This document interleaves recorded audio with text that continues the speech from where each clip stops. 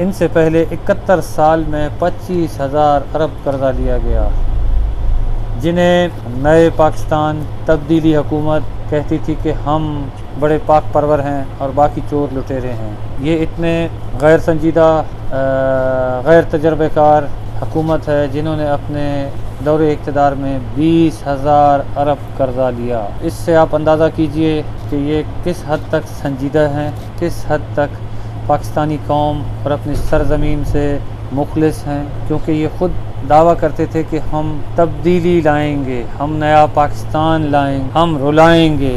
तो इस इमरान खान और उनके साथी जो उनके PTI के लोग थे, जो आज उनके साथ खड़े हैं, उन्होंने पूरे पाकिस्तानी कौम को मईशत तबाह करके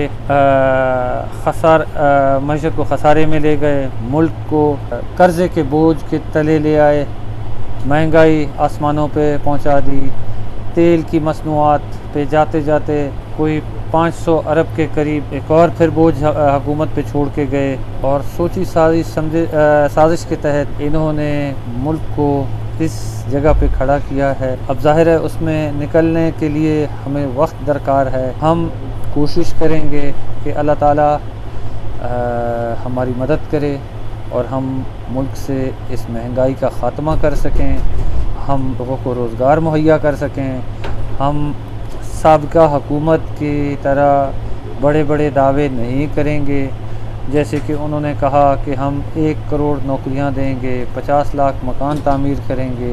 हम इस तरह के दावे नहीं करेंगे, मगर मुल्क की सूरत हाल को देखते हुए हम ये समझते हैं कि फ़िलहाल हमें लोगों को जो सख्त महंगाई की मुश्किलात का सामना है, उसमें महंगाई को कम करने में हम कोशिश करेंगे, जो कि बहुत मुश्किल है। जिस तरह का इन्होंने मुल्क पे बोझ छोड़ के गए हैं, उससे निकलते हुए थोड़ा वक्त दरकार है और हमें अपने लोगों की हम पे एतमाद जो कि है, हम चाहते हैं कि हमारे साथ मजबूती से खड़े हों। इसमें हुकूमत अकेले नहीं, अगर पूरी कौम हमारा साथ देगी तो यकीनन इस मुश्किल दौर से हम जल्द निकलेंगे।